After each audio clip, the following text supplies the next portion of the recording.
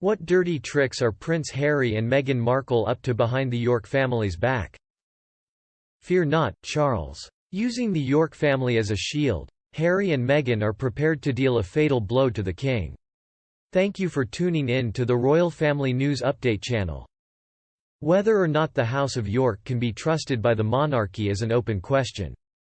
Prince Andrew, Charles' older brother, has a long history of arrogance and has, at least once, attempted to usurp his brother's position as king. King Charles and his legacy may be in jeopardy, it appears, thanks to Andrew's family. Is there possibly some truth to this? Andrew was Epstein and Ghislaine Maxwell's close friend. There was a lot of sex going on at Epstein's Island, and Maxwell knows a lot about him because he and Epstein had a deal. They were partners in more ways than one, and Andrew spent a great deal of time with them both. It seems to be nothing more than an odd friendship between the two so far. But if that's the case, then why was Meghan Markle called to testify about Andrew in the Virginia Gifford case? Rather than putting an end to speculation about Meghan's past, Harry has chosen to directly address her time spent as a yacht girl. So, when Meghan first met the York family, she mistook Prince Andrew for a footman. Meghan, who apparently researched Harry online and read extensively about Princess Diana. Doesn't this Meghan recognize the face of Prince Andrew? We find that hard to believe. It's more believable that Meghan Markle met Andrew on a yacht, rather than that she hung out on a wealthy man's yacht. Furthermore, if Meghan knew Andrew in the biblical sense, she may have been involved with those yachts. To this end, the attorneys requested her presence as a witness, claiming simply that Meghan knew Andrew well enough to understand his actions. For a long time, it was assumed that Meghan went yachting with Epstein. She missed out on opportunities to meet wealthy men and famous people who would have thrilled her. I don't know the specifics, but I've made frequent allusions to the strange triangle comprising Meghan, Marcus, and, most recently, Eugenie. An attorney claims that Epstein, Andrew, and Meghan all knew each other, and that's where Eugenie comes in. She's the one who leaks information about what's happening in London with the royal family to Harry and Meghan in California. How could Eugenie do such a thing? Perhaps Princess Eugenie had some insight into her father's plans. Not only was Epstein present at Eugenie's birthday party, but she had been a Soho House member for years before Meghan arrived with global membership man Marcus Anderson.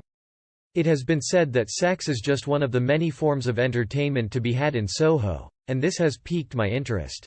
Sex is the common thread that runs through all of this recent activity. That's where Andrew comes in. He knows who was with who. Is it possible that Meghan knew him before she met Harry? Seemingly so. Is that why Meghan allegedly pushed Eugenie to introduce Harry to her?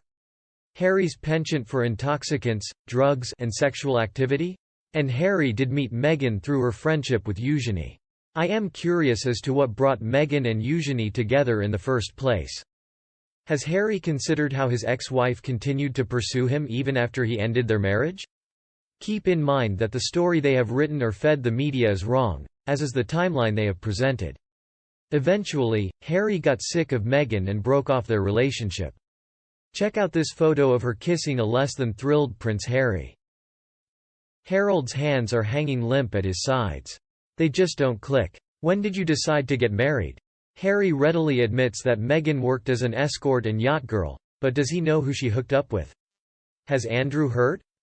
Why did Meghan and Harry break the news to Eugenie at her wedding that they were expecting a child? Because Eugenie has always cared deeply for and tried to shield her father, even if that meant keeping him hidden from Meghan and the truth. Is Eugenie's role to provide information to the California couple? Can I assume that this is part of Meghan's contract? Oh, and I want Group Beatrice in with the others. She found a good man to marry, and they now have a happy family.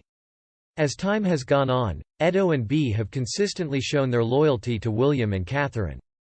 Bea was particularly close to the Queen, and like many others, she was awed by the pictures of the royal family's humble cottage. Bea has great potential and hope for changing the narcissism and entitlement that run in the York family. It appears that with Edo, Bea is understanding the meaning of love and family commitment for the first time in her life. Since getting married, she has removed herself entirely from her abusive family and made only beneficial life choices. Getting back to the issue at hand, Harry may be too high to realize that Meghan was pals with Andrew. What I want to know is when the good royals plan to get rid of the bad ones. For some reason, the Yorks are giving me the creeps. Fergie provided Andrew with a back door in exchange for money. Andrew had an excessive appetite for sexual activity. Why else would he hang out with Epstein and make Maxwell sit on the throne for a joke? To add insult to injury, I've always thought Meghan was behind the lawsuit against Andrew for alleged sexual misconduct with a minor. We may never know the whole truth, but Meghan wants to be queen, as claimed by Maxwell Weinstein, who allegedly didn't trust her and consequently fired her. She has lied to and wiped out countless people who have dared to cross her path. Diana, who has been gone for 25 years, remains an obsession for her. Others have said that she is a sociopath, and that sociopaths like her have to eliminate any potential obstacles, including loved ones. Like a bowling ball, it knocks down the pins one by one. They are crafty and callous, harming anyone they can. Kind people like us have a hard time wrapping our heads around the fact that another human being can be so malicious.